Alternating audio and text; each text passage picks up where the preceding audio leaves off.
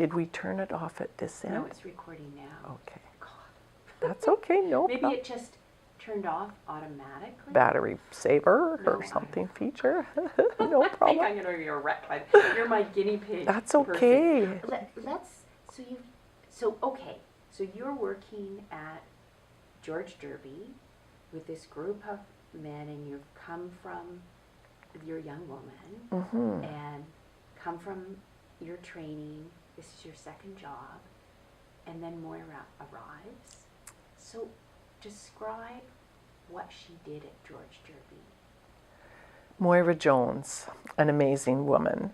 And I can vividly remember when the hospital administrator at George Derby Center was touring Moira around, showing her the facilities, and introduced her to me, saying, "Joy, this is your new boss." Well, I hadn't even known they were advertising to hire someone to be in charge of rehab services, physiotherapy, occupational therapy, and recreation therapy.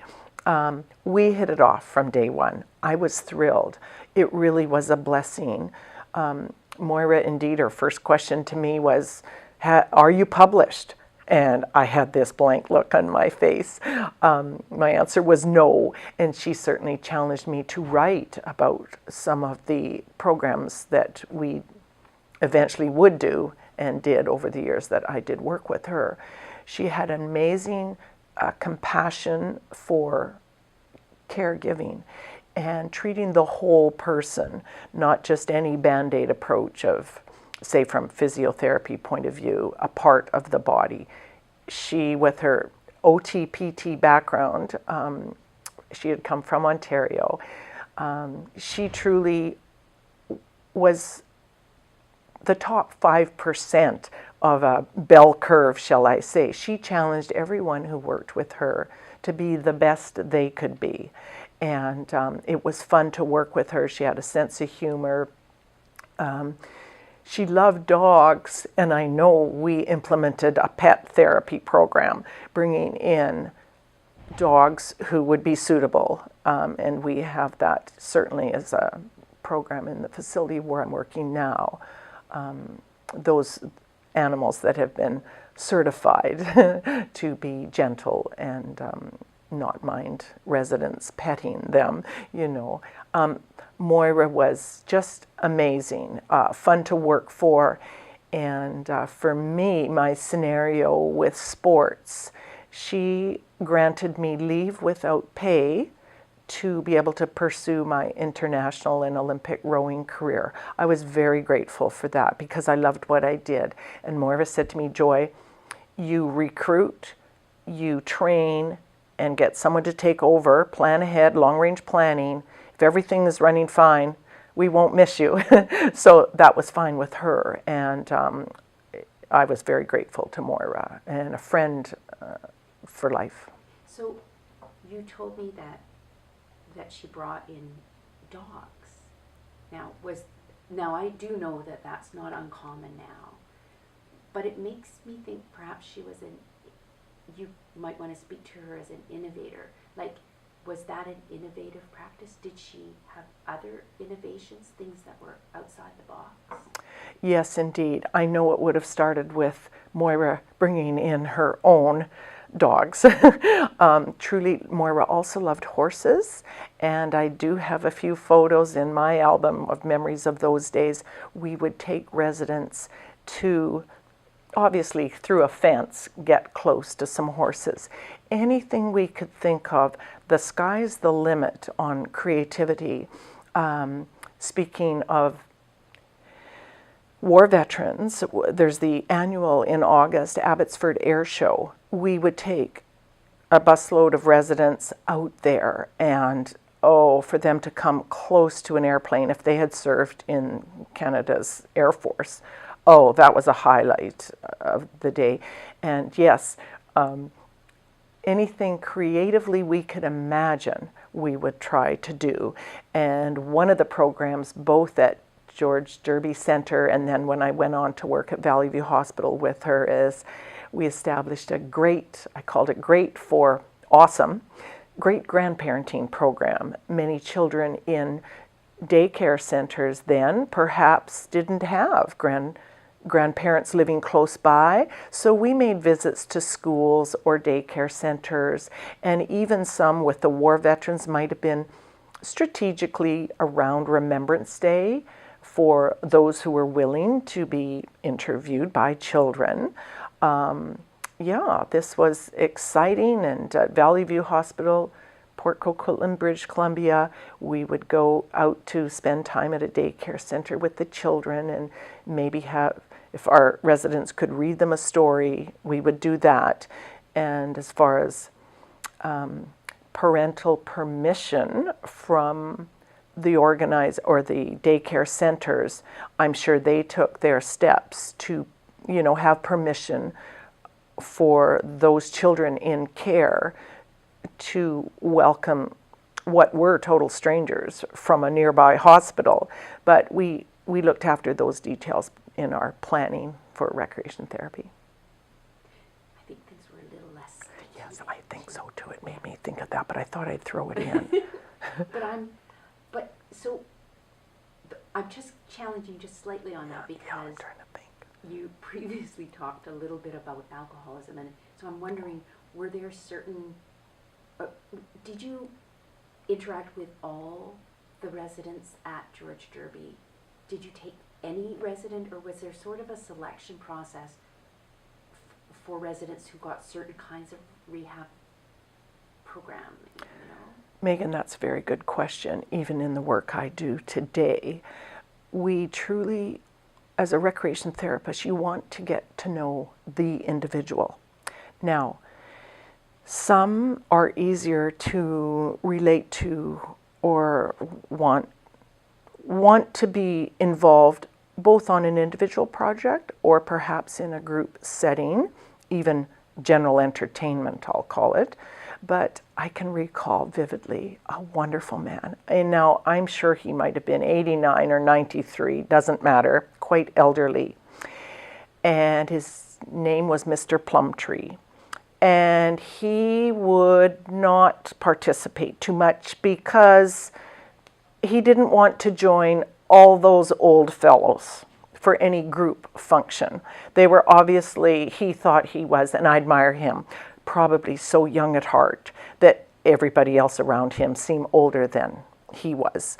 So I fondly remember that. That's great. Sorry, I just needed to cut because I, didn't know what, I was sort of forgetting your question again. But Mr. Plumtree came to mind. I asked you whether some of the old guys, perhaps you might not have taken them out to the schools or to the daycares. Because, and I'm wondering if you worked with all the residents, or if some of them were, I don't know. Like, that's what I'm wondering is were some of them more drawn into the therapies or not? Megan, I think naturally the world would be pretty dull if we were all the same. Yes. And there are those who choose to be loners and are happy with that. And there's others who are much more social. And even in the work that I do to this day in long-term care, indeed, if someone is more bedridden and can't do too much or doesn't want to, by knowing your clients individually, we in the field of recreation therapy can certainly plan accordingly to what is appropriate. And often if in doing one's planning, a resident themselves can't tell you a little bit. We learn a lot from their past, depending on their age, of course. And I do work with some as young as 25-year-olds here at George Pearson Center in Vancouver. But the more we get to know about them, there's how we can plan what's appropriate. Yes, indeed, there are some people that are quite happy and doing their own thing, and way back in the 70s, before the days of the internet, indeed a lot has changed, because in the work that I do now, many can, even if they're a quadriplegic, can access the internet by sip and puff from their mouth, and we can arrange setting up email addresses for them, etc. But way back in the 70s, early 80s, we didn't have some of those opportunities.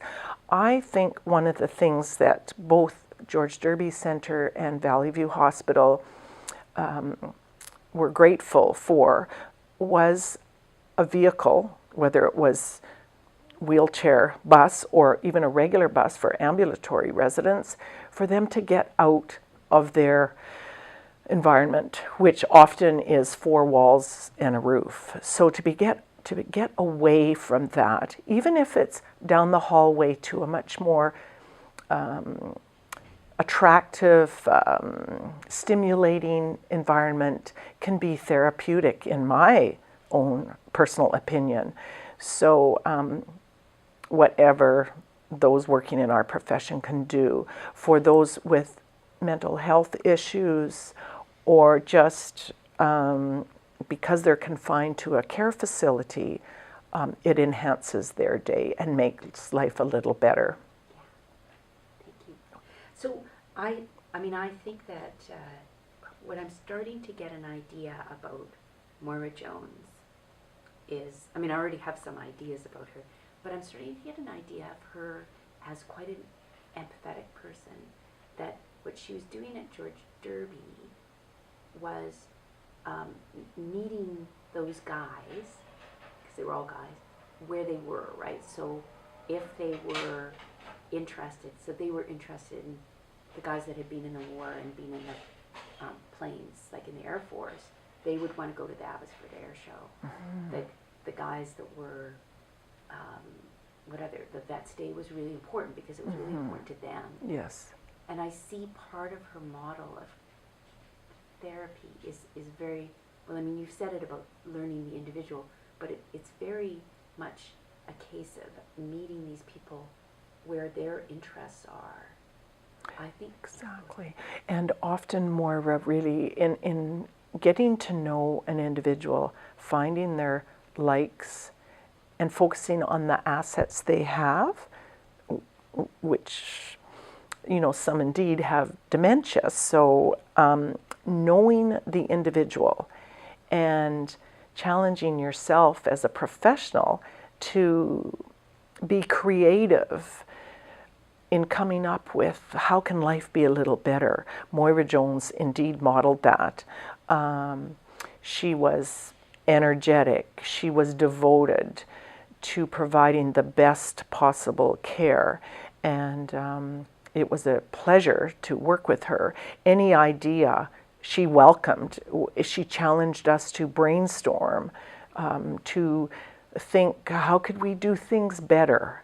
And even those days, I know I learned a lot working with primary caregivers, nursing staff, nurses and care aides who do the grunt work in getting people up and, you know, ready for the day, or if they can't get up and out of bed, how can we bring our rehab services, including recreation therapy, to the resident at the bedside?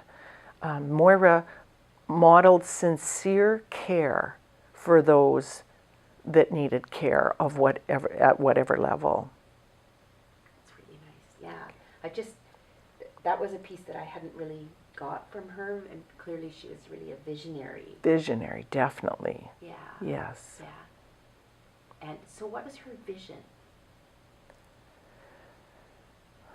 Let me just pause on this a sec. Because she had an idea of the best it could be, right? One thing I appreciated about Moira Jones, she was the first to say she was totally unathletic, and she always made mention that I came into her life as an athlete, and I watched her embrace my endeavors and support me. She was a tremendous supporter of individuality in both residents, clients we're caring for, as well as her staff. And I'm really, certainly so grateful to that. That's a really neat piece, actually, because another thing that I got about Moira was that she would pick the best, but she would support each person, and that's a really cool piece of that. So she was supporting you to your strengths. Yes. And encouraging you to publish, Mm-hmm. and encouraging you to do what you thought was good, to run with your ideas. Yes. And so was more, this is still early 70s, this is the very beginnings of feminism.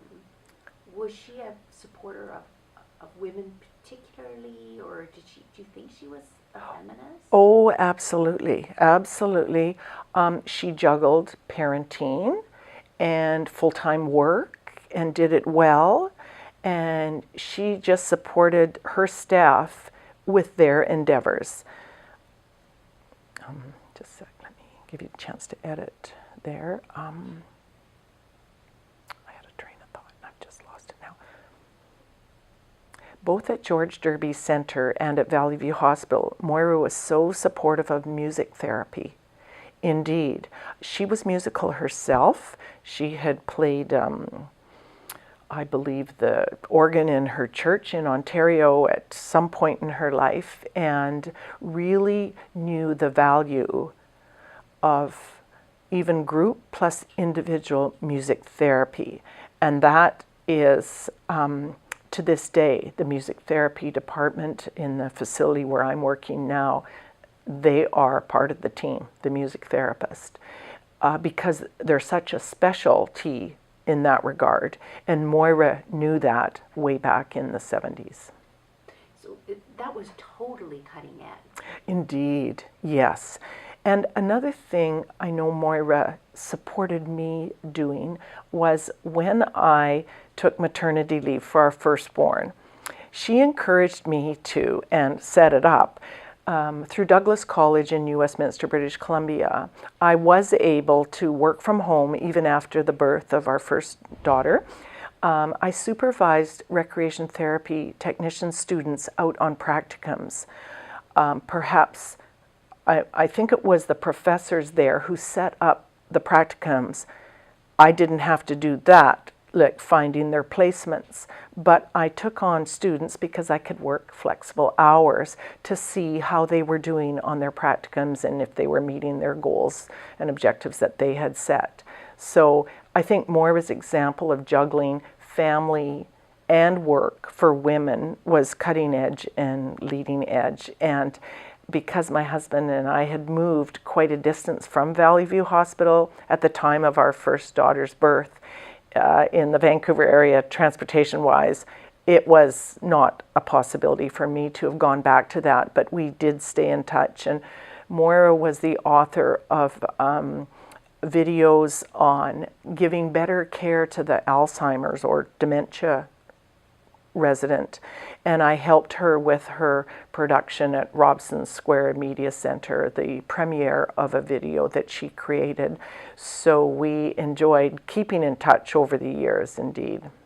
Yeah, she was a networker. Yes, definitely. And then so I see that she supported you after, when you were no longer working with her. She was still tracking your career and trying to support you in your career. I was grateful. Moira took a personal interest in our two daughters over the years, and she would sign Tante Moira, Auntie Moira, even though she wasn't an aunt, but we kept in touch. Oh, I knew a very valuable friendship, both professionally and just socially, with Moira. Always a fan, a tremendous fan of the work she did and went on to do globally, worldwide. She was leading edge.